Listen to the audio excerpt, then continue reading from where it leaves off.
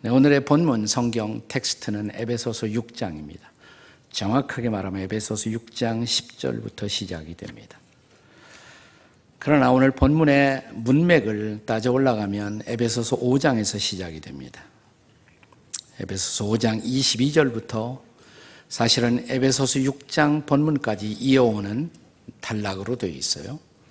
전체의 주제가 뭐냐면 가정입니다. 가정.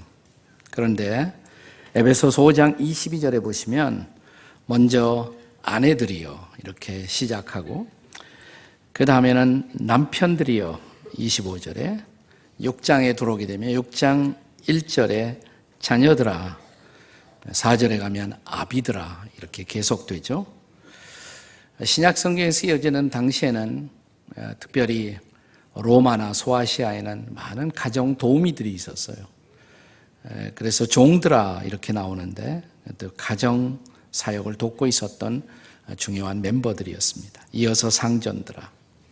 이것은 가정을 구성하고 있었던 모든 구성원들이 가정의 자기 자리에서 어떻게 가정을 세우고 또 지켜나가야 할 것인가를 권면하고 있는 그런 레슨입니다. 그런데 이런 중요한 가정이 오늘날 무너져 내리고 있습니다. 오늘 저와 여러분이 살고 있는 이 시대를 우리는 포스트 모던 시대라고 부릅니다. 정확하게 포스트 모던 시대는 20세기 후반부터 시작된 시대를 뜻합니다. 우리가 21세기에 들어와 있습니다만은 모던 시대, 그 이전에 20세기 중반까지, 그 다음에 20세기 후반, 21세기의 이 시대에 어떤 차이가 많느냐. 포스트 모던 시대를 규정하는 두 가지의 중요한 화두가 있어요. 하나는 파괴이고 또 하나는 해체라는 단어입니다. 포스트 모던 시대에 들어와서 지금까지 우리가 붙들고 있었던 중요한 가치, 또 중요한 전통, 중요한 제도들이 파괴되고 그리고 해체되고 있다는 것입니다. 그 중에서도 가장 주목할 만한 가슴 아픈 우리 시대의 중요한 현상은 가정에서 이 파괴가 그리고 해체가 일어나고 있다는 사실입니다. 그렇습니다. 가정들이 파괴되고 가정들이 해체되고 있습니다. 그런데 이런 가정 파괴와 가정 해체의 원인을 성경은 단순히 어떤 심리적인 원인이나 혹은 어떤 교육적인 원인 혹은 심지어 도덕적인 원인에서 찾지 않습니다. 물론 가정이 흔들릴 때 거기에는 어떤 심리적인 문제와 도덕적인 문제가 분명히 있을 수가 있어요. 그러나 성경은 보다 근원적인 원인을 타취하고 있습니다. 그것은 바로 영적 원인이 거기에 있다는 것입니다. 그래서 오늘 본문 12절 이하에서 바울 사도는 오늘 우리 시대까지 이어져 오고 있는 이 가정 해체, 가정 파괴, 이 가장 근원적인 원인을 가리켜서 이것은 바로 영적인 씨름이다 이렇게 말하고 있습니다. 다른 말로 바꿔서 말하면 영적인 싸움이라는 것입니다. 영적인 전쟁이라는 것입니다. 그래서 오늘 본문 12절 시작되는 말씀에 보시면 이렇게 시작을 하죠. 우리의 씨름, 혹은 다른 번역은 우리의 싸움은 혈과 육을 상대로 하는 그런 싸움이 아니다. 그 다음에 계속 이어지는 마지막 절에 보시면 오늘 우리는 하늘에 있는 악의 영들을 상대하여 싸우고 있다. 이 지상에서 일어나고 있는 우리 가정에서 경험하는 바람직하지 못한 숱한 문제의 원인 속에는 바로 이런 영들의 개입과 역사함이 분명히 오늘 우리의 현실 속에 있다라고 성경은 가르치고 있는 것입니다. 따라서 이런 싸움, 영적 싸움에서 우리의 가정을 지켜내고 세워가기 위해서는 우리에게 바로 영적인 무장이 필요하다. 이것이 오늘 본문의 핵심적인 레슨인 것입니다. 본문의 13절 말씀을 다 함께 읽겠습니다. 13절 말씀 다 같이 읽겠습니다. 시작. 그러므로 하나님의 전신갑주를 취하라. 이는 악한 날에 너희가 능히 대적하고 모든 일을 행한 후에 서기 위함이라.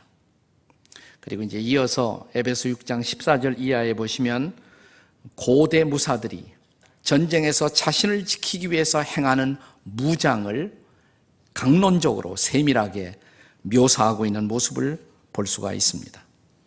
기독교 고전인 철로 역정을 읽어보시면 순례자 크리스찬이 고난의 순례길에서 아름다운 집에 들어가게 됩니다. 이 집에는 3개의 방이 있어요. 첫째 방은 평화의 방, 거기서 평화를 얻습니다. 네, 둘째 방 서재예요. 거기 들어가서 믿음의 선배들의 신앙의 기록을 통해서 자기의 신앙을 새롭게 합니다. 네, 세 번째 방이 있었어요. 그게 바로 무기고 혹은 병기고였습니다. 이 아름다운 집에 무기고가 왜 있었나? 우리가 이 순례의 길을 지속해 나가기 위해서는 우리에게 무장이 필요하다는 것입니다. 영적인 무장이 없이는 아무도 인생의 길을 그냥 갈 수가 없다는 것입니다. 그것은 지금도 마찬가지입니다. 여러분과 제가 살아가는 인생 순례길에 오늘날도 여전히 영적 무장이 필요하다는 것입니다. 세월이 악할수록, 시대가 악할수록 영적 무장의 필요성은 더욱 기묘한 것입니다. 나는 오늘날의 청소년들에게 특별히 영적 무장이 더 필요하다고 생각해요. 우리 어른들이 생각하기에는 우리 청소년들이 우리보다 훨씬 더 좋은 문화의 혜택을 누리는 세대 속에 살고 있는데 뭐가 그렇게 걱정인가 할지 모르지만 더 치열한 영적 싸움, 우리 시대 자라날 때는 기껏해서 부모들의 충고가 뭐냐면 극장 가지 마, 그게 겨우 충고였어요. 근데 요즘은 그냥 전화만 열기만 하면 온갖 것들이 정보가 쏟아져 들어옵니다. 수많은 포르노그래피, 그리고 그들의 정신을 혼미케 하는, 그들의 모든 생각과 건강한 이성을 파괴하는 온갖 인포메이션이 쏟아져 들어오는 세대.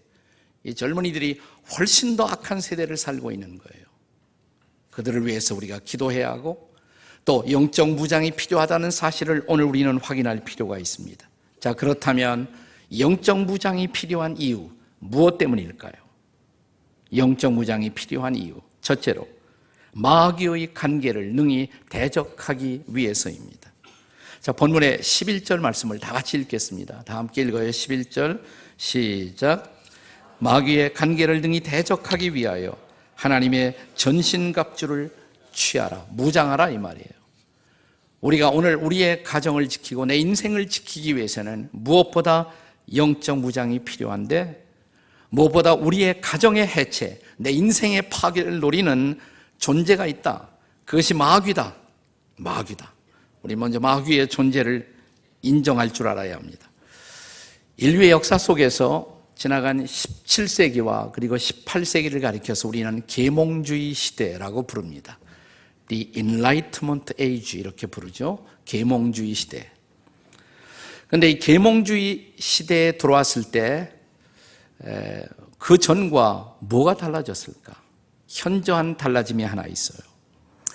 계몽주의 시대 전만 해도, 그러니까 16세기까지만 해도 사람들은 눈에 보이지는 않지만 초자연적 세계라는 것이 존재한다고 믿었어요.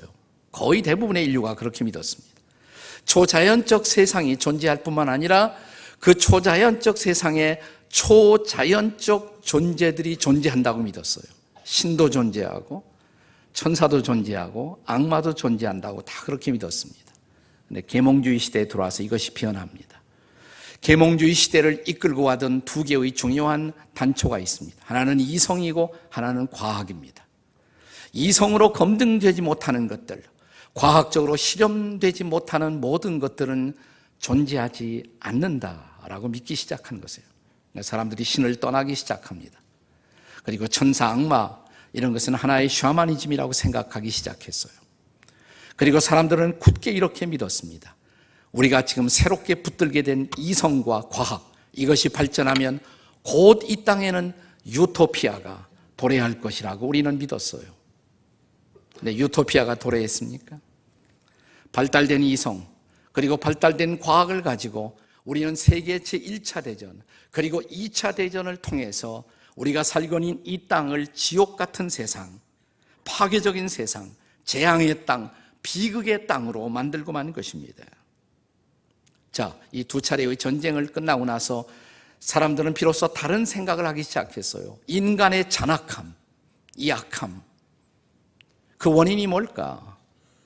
그들은 후련히 오래전에 있었던 세계관을 다시 생각해내기 시작합니다. 그리고 그들은 신으로 돌아옵니다. 하나님께로 돌아옵니다. 세계의 도처에서 영적 부흥이 일어났어요. 그리고 사람들은 천사와 마귀의 존재를 다시 인정하기 시작한 것입니다. 이것이 20세기에 일어난 현저한 변화예요. 그리고 21세기에 그 변화는 아직도 진행형입니다. 결국 우리는 이런 레슨을 받은 것이에요. 두 차례의 전쟁을 통해서 우리 안에 있는 악마성, 이 배후에 있는 악마, 마귀, 이것을 극복하지 않고는 보다 나은 세상을 만들 수가 없다는 결론 앞에 도달하는 것입니다. 우리가 마귀라는 말을 쓸 때 성경에서 사용하는 단어는 본래 신약 성경은 히라보로 기록되어 있는데 마귀를 뭐라고 부르냐면 디아볼로스 이렇게 부릅니다. 디아볼로스. 청소년들이 좋아하는 게임 중에 디아볼로스가 있어요. 있죠? 네, 디아볼로스. 그게 마귀 게임이에요. 그게 마귀. 그거 하면 안 돼. 네, 디아볼로스. 이 단어는 두 개의 단어의 합성어입니다. 디아라는 이 단어는 between, 뭐뭐 사이에. 그 다음에 볼로스라는 단어는 영어로 throw, 던진다. 사이에 던진다. 던져서 나눈다 이 말이에요. 분열시킨다. 파괴한다. 여러분, 누가 부부관계를 파괴할까요?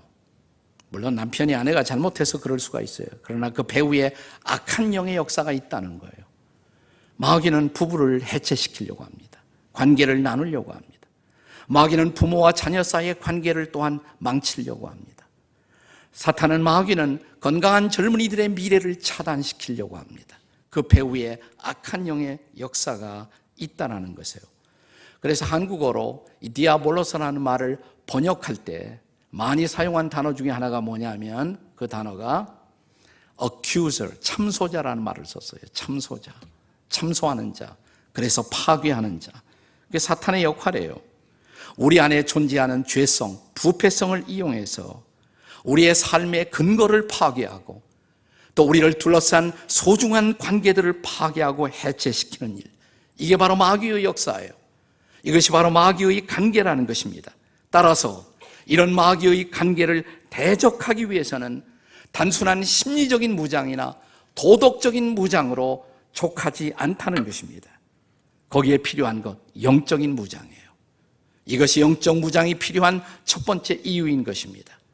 우리에게 영적 무장이 왜 필요할까? 두 번째 이유, 주의 힘으로서만, 주님의 능력으로서만 우리는 마귀를 대적할 수 있기 때문입니다. 자, 본문의 10절을 함께 읽겠습니다. 10절 말씀 다 같이 읽습니다. 시작.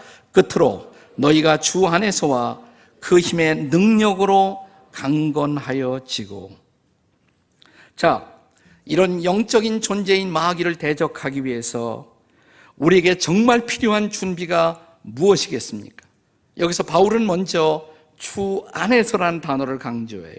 너희가 주 안에 있을 때, 주 안에 굳게 서서 주님이 공급해 주시는 주의 힘, 그 능력으로 무장할 때, 그리고 강건해질 때 비로소 이 마귀와 싸울 수가 있다는 것입니다.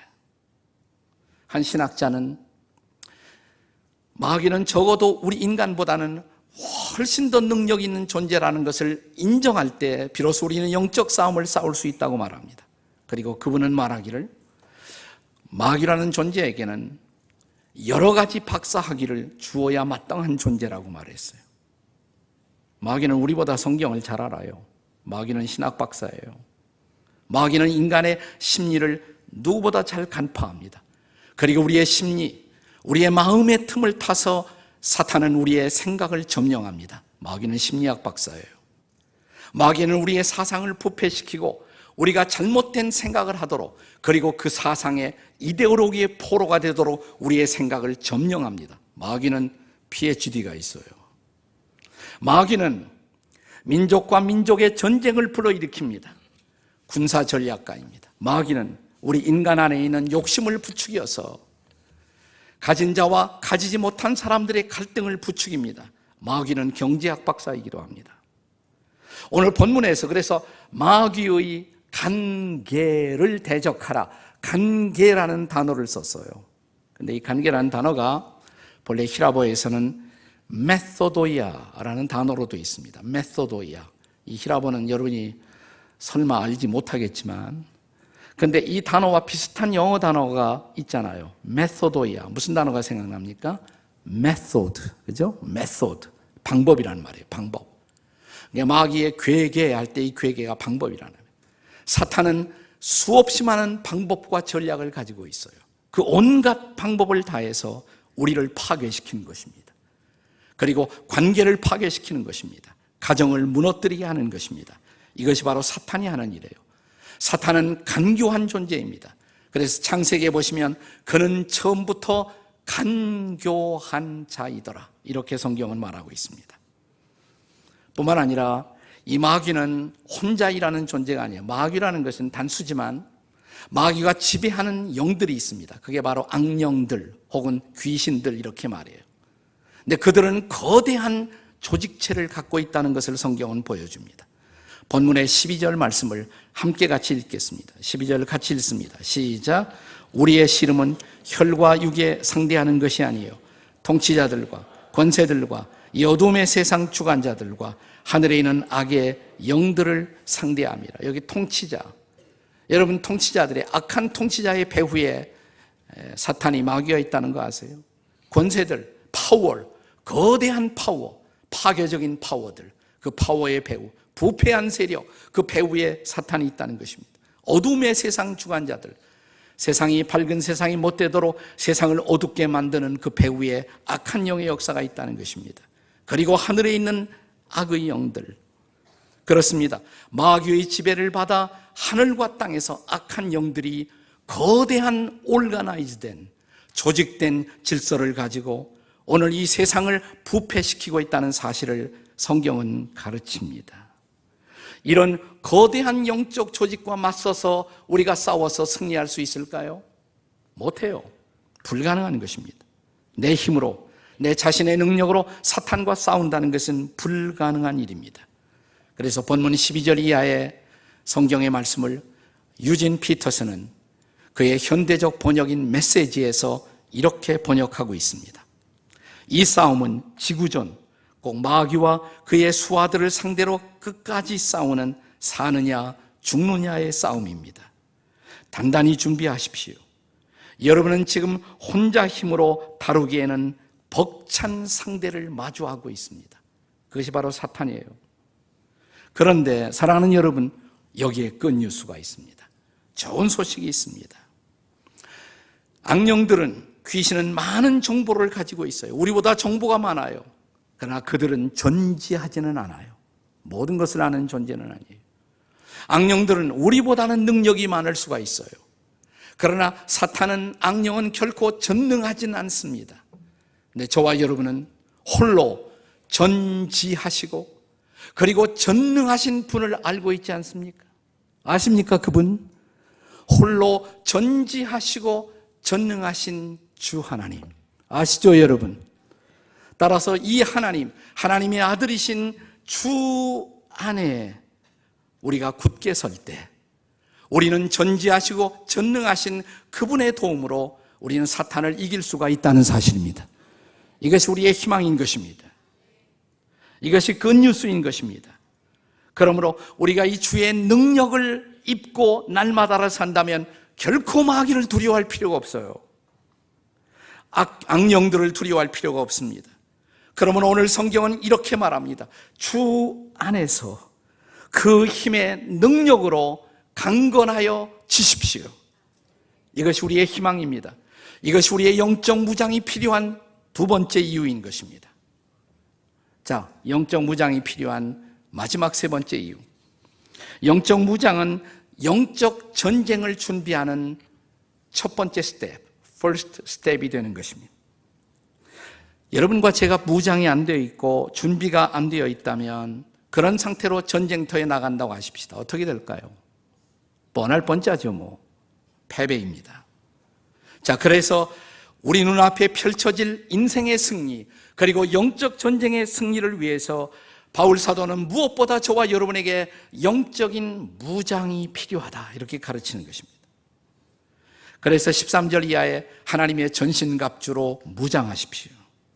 자, 14절 이하에 구체적인 무장이 묘사돼요. 무장이 묘사가 됩니다.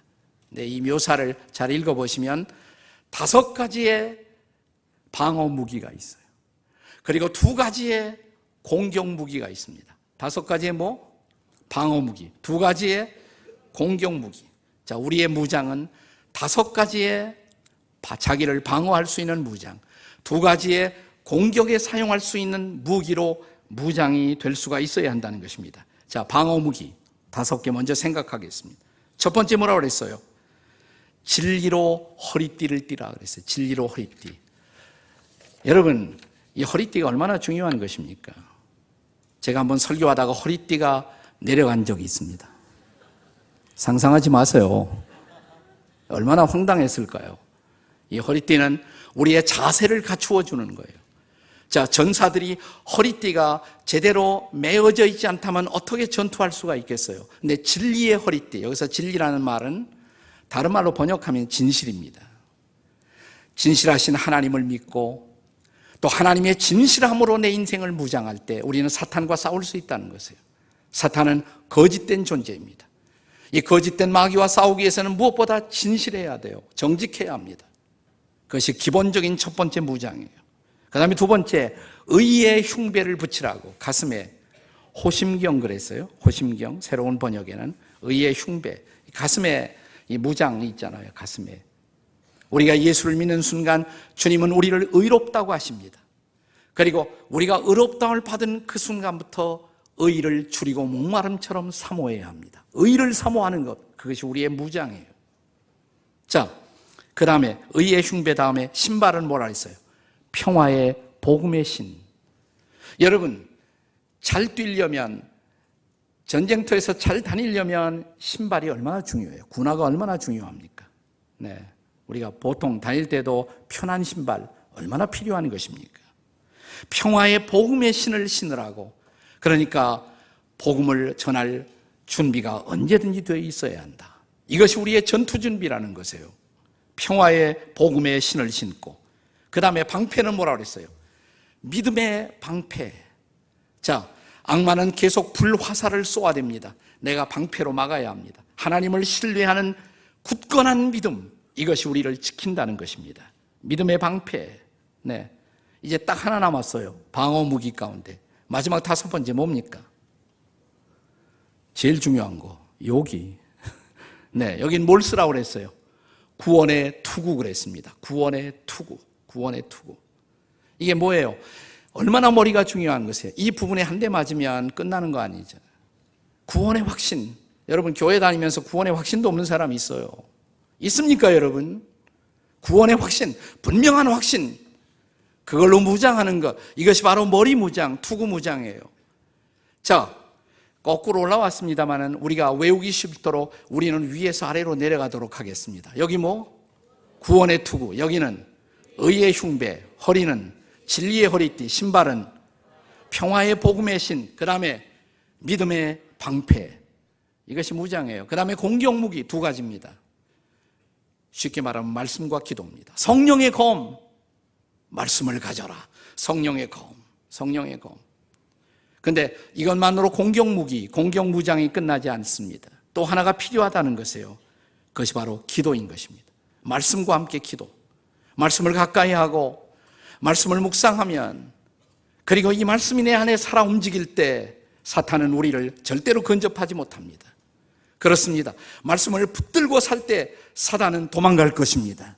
말씀의 무기, 또 하나 기도의 무기예요. 기도. 자, 에베소서 6장 18절 다 함께 읽겠습니다. 시작. 기도와 간구를 하되 항상 성령 안에서 기도하고 이를 위하여 깨어 구하기를 항상 힘쓰며 여러 성도를 위하여 구하라. 여기 보시면 모든이란 단어가 여러 번 나옵니다. 모든 기도, 모든 간구, 항상 모든 때의 말이에요. 모든 때에. 그리고 여러 성도, 모든 성도를 위해 기도하라. 영어로는 all이라는 단어가 계속 반복돼요. 히라보의 판타라는 단어가 계속 반복되고 있습니다. 모든 기도, 모든 간구, 항상 모든 때, all the time. 아까 노래도 불렀잖아요. all the time. 네, 모든 때, 모든 성도를 위하여 기도하는 것. 그것이 바로 우리를 지키고 그리고 사탄을 맞설 수 있는 강력한 우리의 공격 무장이라는 것입니다. 여러분, 농구할 때 보면 마지막 최후의 승부를 걸기 위해서 감독이 거는 작전 하나가 있습니다. All court pressing, 그런 거 있잖아요. 기도가 바로 all court pressing이에요. 기도. 그렇습니다. 내가 사용할 수 있는 모든 기도로 내 인생을 밀고 나가는 것, 그것이 바로 우리의 무장인 것입니다. 이 대목에서 유진 피터슨은 다시 메시지 번역에서 이렇게 번역하고 있습니다. 하나님의 말씀이야말로 없어서는 안 될 무기입니다. 마찬가지로 계속되는 이 전쟁에서 기도는 필수적입니다. 열심히 오래 기도하십시오. 형제 자매들을 위해 기도하십시오. 끊임없이 주의를 기울이십시오. 서로 기운을 북돋아 주어 아무도 뒤처지거나 낙오하는 사람이 없게 하십시오. 그때에만 우리의 승리는 보장될 것입니다. 이 무장 얼마나 필요한 것입니까? 다 같이 복습하시겠습니다. 여기서부터 시작. 뭐예요?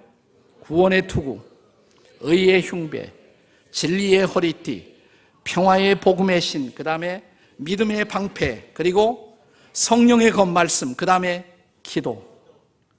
등에는 아무것도 없어요. 네, 뒤돌아서지 말 것 이 말이에요. 네. 자, 우리가 철로 역정에 보면 아름다운 집에 들어가서 이 병기고에서 이 하나님의 전신갑주로 무장하고 순례자는 다시 순례의 길을 계속합니다. 지금 우리도 마찬가지입니다. 무장할 때 우리는 인생의 길을 다시 나갈 수가 있습니다.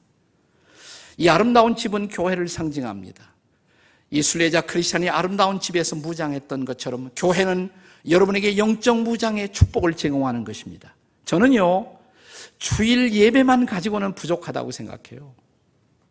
그냥 예배 한번 딱 드리고 그 다음에 아무것도 없는 사람들, 사탄과 싸워서 이길 수 있다는 개런티가 전혀 없어요. 오히려 주일 예배만 딱 드리고 하는 사람 백발백중 넘어질 것입니다. 사탄의 밥이에요, 그건.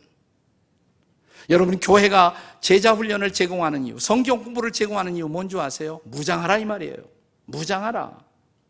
나는 여러분이 그 기회를 놓치지 말기를 바랍니다. 그리고 이것을 통해서 정말 자신을 무장하고 이제 일어서십시오. 나가십시오. 그리고 사탄과 싸워 승리하십시오. 원수가 와도 무너지지 않는 삶, 이 견고한 승리가 오늘 저와 여러분의 승리가 되고 우리 청소년들의 승리가 되기를 주의 이름으로 축복합니다.